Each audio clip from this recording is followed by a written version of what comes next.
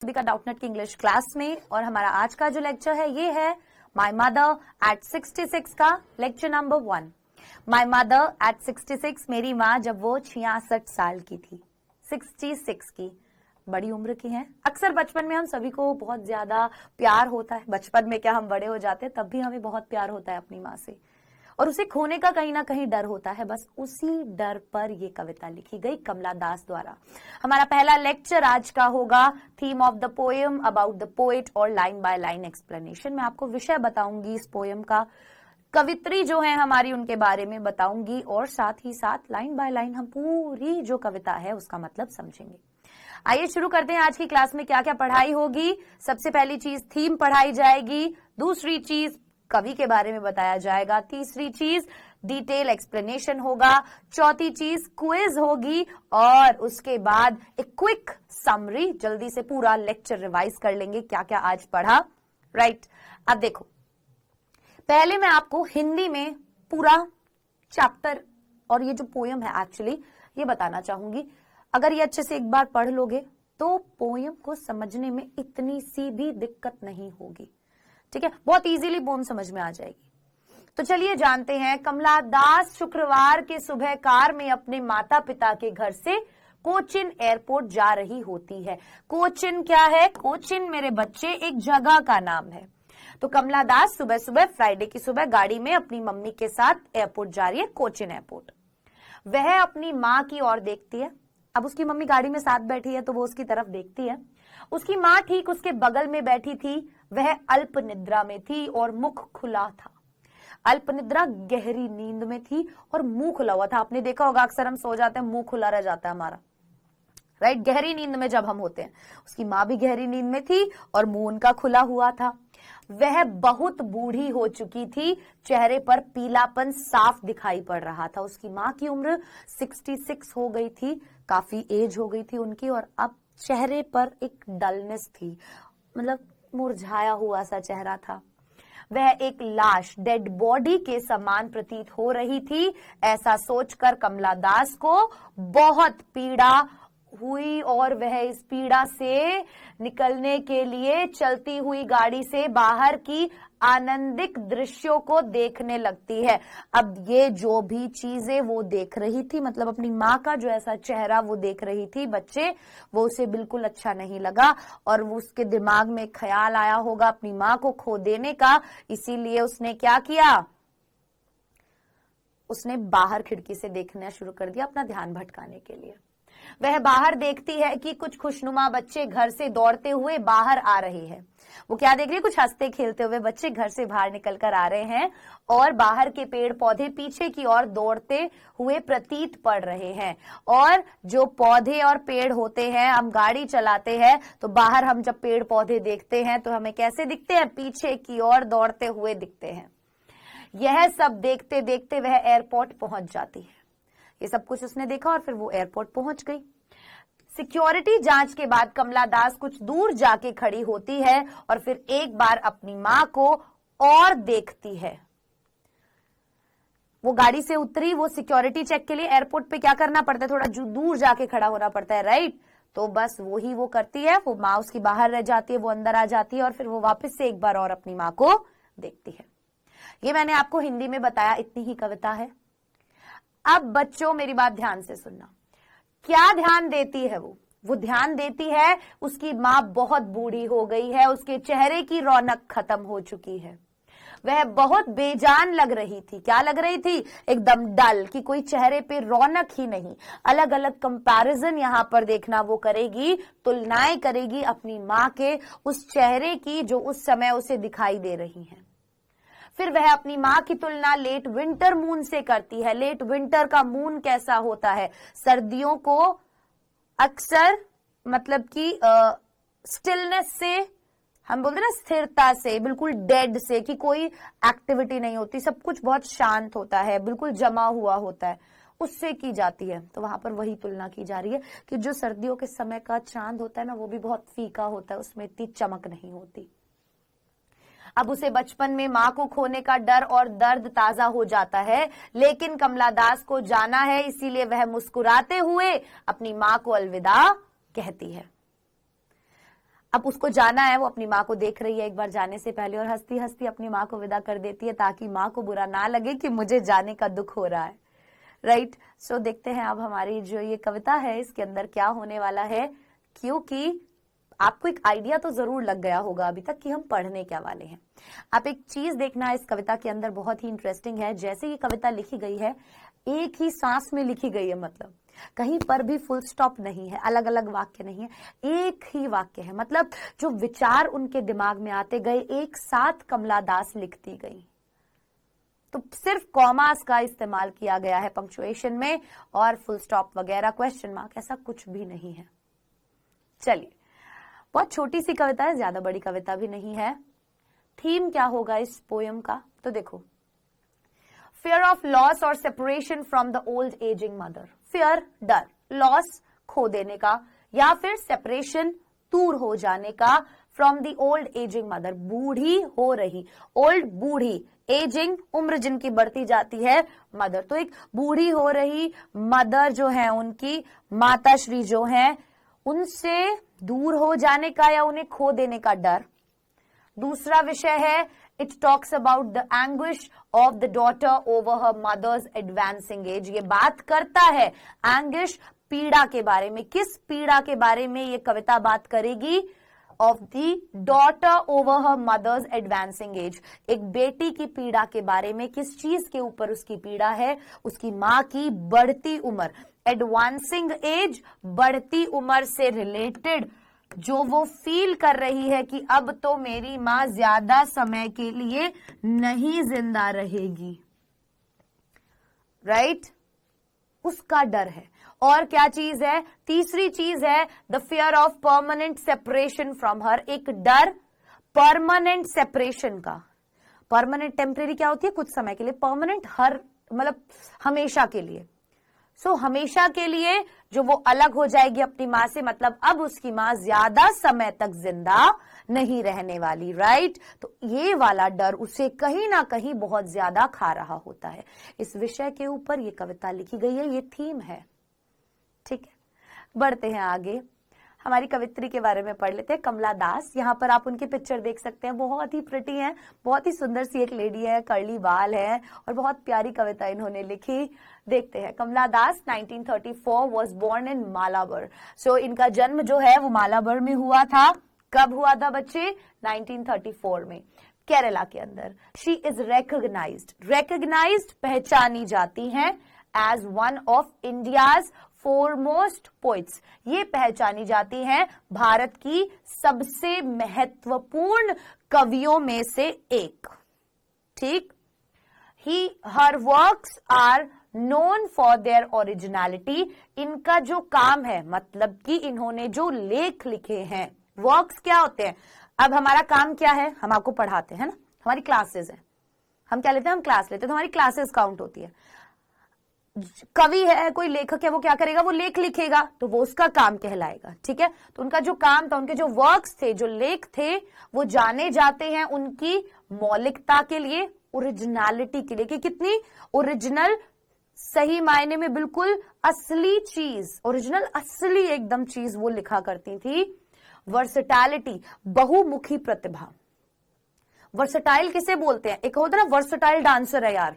Versatile dancer क्या होता है? आप टीवी में अलग अलग चैनल्स पे देखते होंगे, डांस कंपटीशन होते हैं, तो जज बैठे होते हैं, वो बोलते हैं अरे बड़ा वर्सेटाइल डांसर हो आप। तो वर्सेटाइल मतलब अलग अलग प्रकार के डांस कर लेता है, हिप हॉप भी कर लेता है, कथक भी कर लेता है, ठीक है, और कंटेम्प्रेरी भी कर लेता है, पंजाबी भंगड़ा वंगड़ा भी कर लेता है।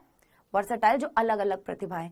तो इनका जो लेख थे ना, वो अलग अलग प्रकार के थे, एक जैसा स्टाइल नहीं था इनके लिखने का, ठीक। And the indigenous flavour of the soil, indigenous होता है स्वदेशी, इनके काम के अंदर ना एक स्वाद, एक फ्लेवर आता था। किसका? हम क्या कहते हैं? हम आइसक्रीम खाते हैं, बोलते बटर स्कॉच खाना है, हमें चॉकलेट फ्लेवर खाना है, हमें स्ट्रॉबेरी फ्लेवर खाना है, राइट? अलग अलग फ्लेवर होते। तो इनके कामों के भी कह सकते एक स्वदेशी स्वाद और टेस्ट और फ्लेवर था अपनी मिट्टी का इनके लेखों के अंदर। तो ये बहुमुखी प्रतिभा, अपनी ओरिजिनलिटी और एक indigenous flavour of the soil, मतलब अपनी मिट्टी का एक फ्लेवर इनकी कविताओं में, इनके लेखों में पाया जाता था। बढ़ते हैं आगे। She is a sensitive writer who captures the complex subtleties of human relationships in lyrical idiom. My mother at 66 is an example. She is a sensitive writer. बहुत संवेदनशील राइटर थी। Who captures, जो पकड़ती थी, कैप्चर करती थी, दर्शाती थी एक्चुअली क्या चीज? The complex subtleties. कॉम्प्लेक्स क्या होता है? जटिल। सटल्टीज, अब यहां पर आप इसको सटल्टीज पढ़ोगे, बी यहां पर साइलेंट होता है, तो आप पढ़ोगे सटल्टीज, मतलब बारीकियां। तो जो जटिल बारीकियां, मतलब जो कठिन बारीकियां होती हैं ह्यूमन रिलेशनशिप्स की, मानव जाति जो है, इनके अलग अलग रिश्ते हैं, माँ बेटी का रिश्ता, माँ बाप का रिश्ता, बाप बेटी का रिश्ता, भाई बहन का रिश्ता। तो ये जो रिश्ते हैं, इनकी जो बारीकियां हैं, इनको ये बहुत अच्छे से जानती थी और इनके बारे में लिखा करती थी। इन लिरिकल इडियम, लिरिकल इडियम क्या होता है? गेय मुहावरेदार लेख ये लिखा करती थी। और माय मदर एट 66 एक बहुत ही बढ़िया उदाहरण है इनकी इस प्रतिभा का, इनके इस स्टाइल का, जिस स्टाइल में ये लिखती थी। मैं आशा करती हूं अबाउट द पोएट आपको अच्छे से समझ में आया होगा। बढ़ते हैं आगे। बिफोर यू रीड, पढ़ने से पहले क्या जानना इंपॉर्टेंट है? Ageing is a natural process. उम्र का बढ़ना, एजिंग, आप लोग एंटी एजिंग क्रीम लगाते हो, आपने टीवी में ऐड देखी होगी, एंटी एजिंग क्रीम। एंटी होती है जो उल्टा कर दे, एजिंग आपकी बढ़ती उम्र को। ऐसी क्रीम्स लोग लगाते हैं ना कि बढ़ती उम्र को घटाएं और ऐसे झुर्रियों से छुटकारा पाएं। एजिंग, बढ़ती उम्र। सो एजिंग एक प्राकृतिक प्रक्रिया है, नेचुरल प्रोसेस है। Have you ever thought what our elderly parents expect from us? क्या आपने एवर, कभी भी थॉट, सोचा है what our elderly parents expect from us, कि हमारे बुजुर्ग माता पिता, एल्डरली बुजुर्ग माता पिता हमसे क्या एक्सपेक्ट, उम्मीद या आशाएं रखते हैं? तो कह रहे हैं बुढ़ापा आना, उम्र का बढ़ना एक प्राकृतिक प्रक्रिया है, इस पे रोक नहीं लगाई जा सकती। एक साल बाद आप 25 के नहीं रहोगे, आप 26 साल के होगे ही होगे, रोक नहीं सकते उस चीज को। तो कह रहे हैं क्या आपने कभी सोचा कि आपके बुजुर्ग माता पिता आपसे क्या उम्मीद रखते हैं? क्या वो चाहते हैं आप बुढ़ापे में उनके साथ रहें? किस प्रकार की चीजें वो एक्सपेक्ट करते हैं आपसे? देखते हैं, आप सोचिएगा इस बारे में जरूर पढ़ने से पहले। चलिए अब शुरू करेंगे हमारी poem. Driving from my parents home. अब सबसे पहले मैं क्या करूंगी बच्चों, आपको एक बार मैं पढ़ के बताऊंगी इस पोएम को, ताकि आप एक बार एक आइडिया मिल जाए है क्या। देखो, driving from my parents home to Cochin last Friday morning, I saw my mother besides me, doors open mouthed, her face ashen like that of a corpse, and realized with pain that she was as old as she looked, but soon put that thought away and looked out at young trees sprinting, the merry children spilling out of their homes, but after the airport's security check, standing a few yards away, I looked again at her, wan, pale as a late winter's moon, and felt that old familiar ache, my childhood's fear, but all I said was, "See you soon, Amma." All I did was smile and smile and smile. ये है हमारी कविता। और अब आप देख सकते हैं इस पूरी कविता में हर जगह केवल कॉमास हैं, फुल स्टॉप नहीं। एक विचार उनके दिमाग में आया, वो सोच रही होंगी उस पल के बारे में जब वो अपनी मां के साथ गाड़ी में बैठकर कोचिन एयरपोर्ट आ रही थी। क्या डर उन्हें लगा, क्या चीज वो सोच रही थी, अपनी मां का कौन सा चेहरा उन्हें याद आ रहा था, वो सभी चीजें उन्होंने एक बारी में अपनी उतार दी। किसके ऊपर? किताब में, पन्ने के ऊपर। देखते हैं बच्चों, ध्यान से देखना, अब एक एक चीज का मतलब समझाती हूं मैं आपको कि एग्जाम के अंदर आपको स्टैंजा दे देंगे, फिर उसमें से सवाल करेंगे, इसीलिए ध्यान से देखिएगा ताकि किसी भी प्रकार का सवाल अगर एग्जाम में आए आप जवाब दे पाए। Driving from my parents home. Driving मतलब क्या होता है? कहीं जा रही थी, ड्राइव करना मतलब कि जाना। From my parents home to Cochin, मेरे माता पिता के घर से कोचिन। कोचिन कहां? Cochin airport, right. Last Friday, पिछले शुक्रवार सुबह। आई सॉ माई मदर, मैंने देखा मेरी मां को। बिसाइड मी, मेरे बगल में। डोज, डोज होता है ऊंघना। जब आप सो जाते हो ना तो उसे बोलते हैं ऊंघना, तो वो सोई हुई थी मुंह खोलकर। ओपन माउथ मतलब वो बहुत ज्यादा गहरी नींद में थी, वो सोई हुई थी और उनका मुंह खुला हुआ था। हर फेस, उनका चेहरा। Action like that of a cops. Action क्या होता है? ऐश क्या होती है? ऐश, हम ऐश करते हैं वो वाली ऐश नहीं, या ऐश्वर्या राय वाली ऐश नहीं। राख। राख कैसी होती है बच्चों? किसी भी चीज को हम जला देते हैं तो राख बनती है ना, ठीक है। तो कोई भी डेड बॉडी होती है, लाश होती है, तो वो मर जाती है, मतलब उसके अंदर की सारी शक्ति खत्म हो गई, तो सारा अंदर का ग्लो, खून जम जाता है ना, खत्म हो जाता है, मतलब खून ठंडा पड़ जाता है।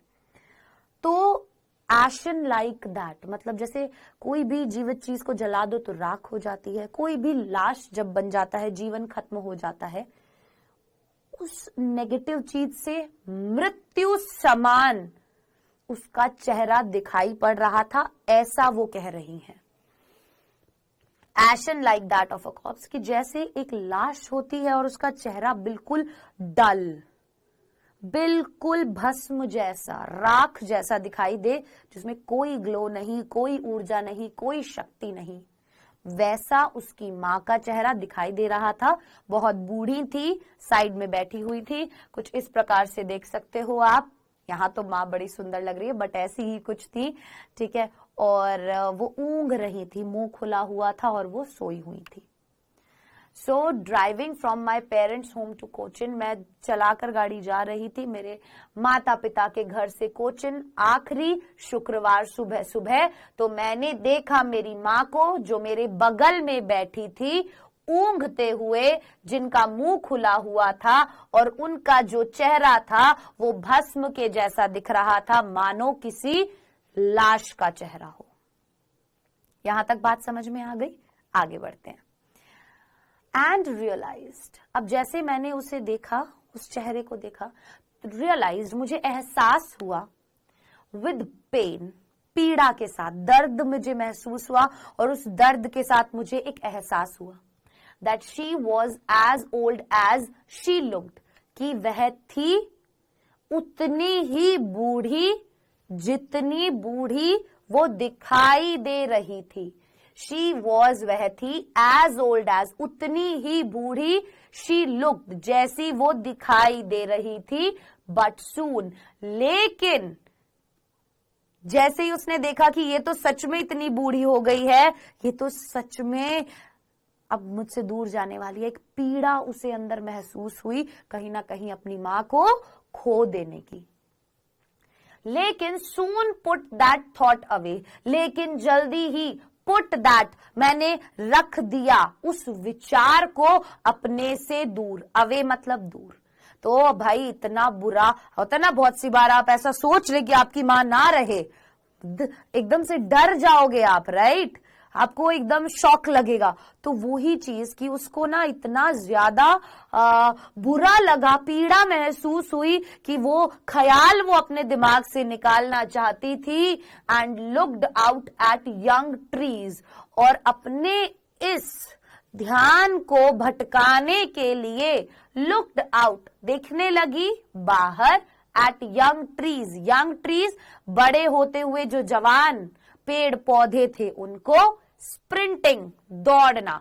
आप गाड़ी चला रहे हो, सड़क पे जा रहे हो, साइड से पेड़ पौधे आपको दौड़ते हुए नजर आएंगे, राइट? और ऐसे लगेगा एक एक करके पौधा पीछे जा रहा है। आप मान लो कि आप ऐसे गाड़ी चला रहे हो तो पौधे अगर यहां पर है तो वो पीछे जाते हुए लगेंगे, राइट? तो वो अपना ध्यान भटकाने के लिए जैसे ही गाड़ी से बाहर देखती है तो पेड़ पौधे पीछे जाते हुए उसे दिखाई देते हैं। The Mary children spilling out of their homes. Mary children कौन है बच्चों?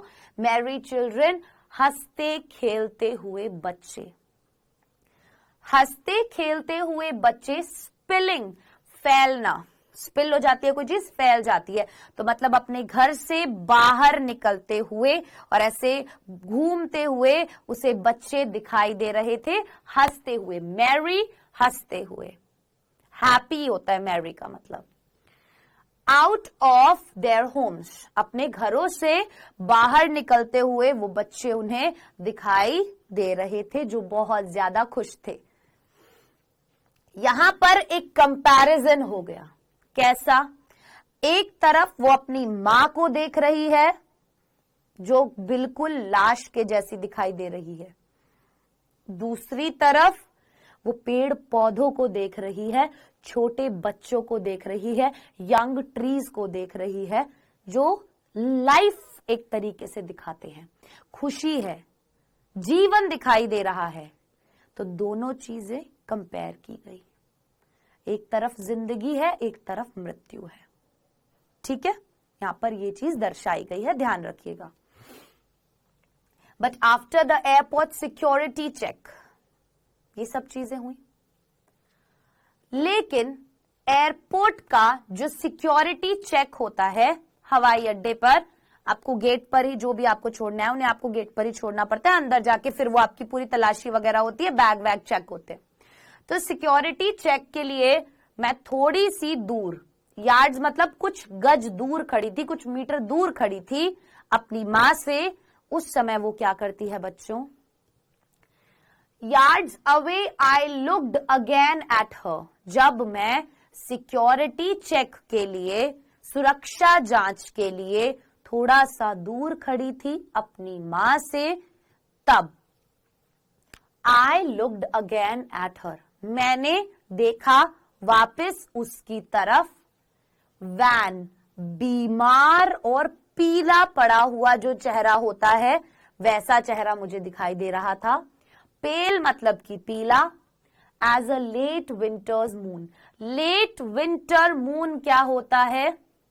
जो लेट विंटर का मून होता है ना, देखो विंटर्स हमेशा डेथ से कंपेयर किए जाते हैं क्योंकि उस समय पर कोई भी एक्टिविटी नहीं होती, सब कुछ जमा हुआ होता है, स्टिल होता है, इतनी चहचहाहट नहीं होती, पेड़ पौधे मुरझा जाते हैं, जम जाते हैं, लाइफ कहीं नहीं दिखाई देती, जानवर सब अपने बिलों में होते हैं ठंड के कारण, सब लोग अपने घरों में होते हैं ठंड के कारण, तो इसीलिए उसको डेथ से कंपेयर किया जाता है। तो यहां पर लेट विंटर्स मून बोला गया, तो जो लेट विंटर का मून होता है वो हमेशा बहुत ही पीला और कम चमक वाला होता है, उसमें कोई शाइन नहीं होती, इसीलिए यहां पर उसकी मां के जो चेहरे को लेट विंटर के मून के चेहरे से कंपेयर किया गया। And felt that old familiar एक, और मैंने महसूस किया वो फैमिलियर, फैमिलियर मतलब क्या होता है? जाना पहचाना। तो मैंने एक जाना पहचाना एक दर्द, कह रहा है एक परिचित जिसे मैं जानती हूं, एक ऐसा दर्द मैंने महसूस किया। जानती क्यों है वो इस दर्द को? अभी वो अपनी मां से दूर जा रही है, बचपन में भी उसे ये डर होता था अपनी मां से अलग होने का, तो जब उसने अपनी माँ के इस प्रकार के मुरझाए हुए, सूखे और पीले पड़े हुए चेहरे को देखा तो उसे वो बचपन का दर्द वापस से याद आ गया बच्चों, जो बचपन में उसे लगता था अपनी माँ को खो देने का, और अब वापस से वो दर्द उसे लग रहा था कि कहीं अगली बार पता नहीं माँ से मुलाकात होगी या नहीं।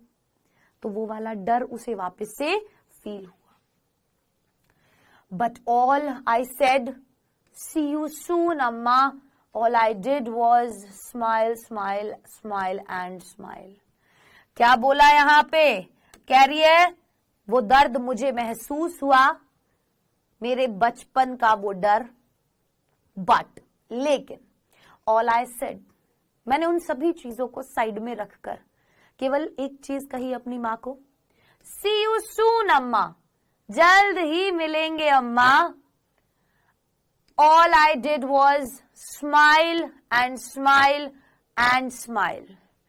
और मैंने केवल क्या किया? केवल हंसती रही, हंसती रही, हंसती रही। मतलब चेहरे पर मेरे केवल एक मुस्कान थी। होता है ना कि मम्मी को नहीं पता चलना चाहिए आपको दुख हो रहा है, तो कह रही है माँ से दूर खड़ी थी, एकदम से वो बचपन वाला डर महसूस हुआ इनको खो देने का कि क्या पता वापस मुलाकात होगी ना होगी। उसे लग रहा था अब उसकी माँ की उम्र हो गई है। तो बहुत सी बार बच्चों को दूर जाना पड़ता है अपने माँ बाप से, जिंदगी में आगे बढ़ने के लिए, कुछ करने के लिए, अपनी जिम्मेदारियों की वजह से। तो ऐसे समय में माँ बाप की क्या उम्मीदें होती हैं? बच्चे को यहाँ पर देखना होता है कि किस प्रकार वो अपने बूढ़े माँ बाप का भी ध्यान रखे और अपने जीवन की जिम्मेदारियों को भी निभाए। तो ऐसी स्टेज हर एक की जिंदगी में आती है। यहाँ पर उसे कुछ समय के लिए दूर जाना पड़ रहा था अपनी बूढ़ी माँ से, लेकिन वो दर्द उसे फील हो रहा था, फिर भी वो केवल हंस रही थी अपनी मम्मी की तरफ, और केवल हंस रही थी और कह रही थी मम्मी बाय, जल्दी मिलेंगे, बाय। और केवल वो smile and smile and smile and smile, bar bar smile smile smile इस्तेमाल किया गया, जोर दिया गया इस बात पर। एक ही बात को रेपिटेशन बोलते हैं इसे, जब एक ही लाइन के अंदर बार बार कोई भी वर्ड अगर रिपीट होता है, ठीक है। तो वो किस बात पर, जब हम इस बात पर जोर डाल रहे हैं कि अंदर उसे वो पीड़ा फील हो रही है लेकिन माँ को दिखाना नहीं चाहती, इसलिए बार बार उसके ऊपर जोर डाला गया कि असल में स्माइल नहीं कर रही थी, अंदर तो दर्द हो रहा था, तकलीफ हो रही थी, दुख हो रहा था, लेकिन माँ को नहीं दिखा रही थी और हंस रही थी और एक उम्मीद अपने अंदर रख रही थी, हो सकता है अगली बार मैं आपसे जल्द ही मिलूं। राइट? ये थी बच्चों हमारी कविता। मैं आशा करती हूं यहां तक की कविता आप सभी को समझ में आई होगी। अब खेलते हैं फटाफट से क्विज। आपके क्विज का पहला क्वेश्चन जो है वो ये रहा, who is the poet of this poem? इस कविता की कवि कौन है? John Keats, Rudyard Kipling, William Wordsworth या कमला दास? जल्दी से जवाब दीजिए। आपके पहले क्विज का पहला क्वेश्चन है ये। बढ़ते हैं आपके अगले सवाल पर। What is her work known for? उनका ये जो काम था, जो लिखा करती थी वो ये लेख, वो किस लिए जाने जाते थे? अपनी ओरिजिनलिटी, वर्सेटैलिटी और फ्लेवर ऑफ सॉइल के लिए, अपनी पॉपुलैरिटी के लिए, अपने स्टाइल के लिए, या अपने एक्सप्रेशंस जो यूज करती, जो भाव यूज करती थी वो उनके लिए, या फिर अपनी ओरिजिनलिटी, वर्सेटैलिटी, बहुमुखिता और अपनी मिट्टी का एक जो टेस्ट होता है, एक फ्लेवर होता है, उसके लिए। तो चलिए, हमारा पहला सवाल क्या था? जल्दी से, मैं आशा करती हूं आपने जवाब दिया होगा मेरे बच्चों। पहला सवाल था कि कौन है कवि इस कविता का, तो हमें पता है कमला दास। हमने स्टार्टिंग में ही पढ़ा, ऑप्शन नंबर डी सही चॉइस है। अगला सवाल जो है कि वो किस लिए जानी जाती थी, उनके लेख किस लिए जाने जाते थे? वो अपनी originality, versatility, flavour of soil के लिए जाने जाते थे। अब आ रहा है आपके सामने एक और क्विज। अब आप जवाब दीजिएगा वापस से 2 प्रश्नों का। आपके दूसरे क्विज का जो पहला सवाल है वो ये रहा, what is the kind of pain and ache that the poet feels? किस प्रकार का दर्द और पीड़ा वो महसूस कर रही थी हमारी जो कवित्री थी? Losing her mother, heart attack, headache या चिल्ड्रन स्क्रीमिंग एट हर? माँ को खो देने का, हार्ट अटैक का, हेडेक का, या फिर बच्चे उस पर चिल्ला रहे थे उसका। आपके दूसरे क्विज का दूसरा क्वेश्चन जो है वो ये रहा, name the poetic devices used in the pome. जो पोएटिक डिवाइसेस इस्तेमाल किए गए हैं उनके बारे में बताइए कविता के अंदर। मेटाफर, सिमिली, अलिट्रेशन या ऑल ऑफ दीज। क्या इनमें से कोई भी लिटरेरी डिवाइसेस इस्तेमाल किए गए हैं? मैं जानना चाहती हूं कि कितनी नॉलेज है आपको लिटरेरी डिवाइसेस के बारे में, क्योंकि हमारी अगली जो क्लास होगी वो लिटरेरी डिवाइसेस के ऊपर और प्रीवियस ईयर क्वेश्चंस और एक्सरसाइज डिस्कशन के ऊपर ही होगी। तो देखिए, जो पहला सवाल है वो ये है कि उन्हें दुख था, दर्द था, ऑप्शन नंबर ए, अपनी मां को खो देने का, जो वो फील करती हैं।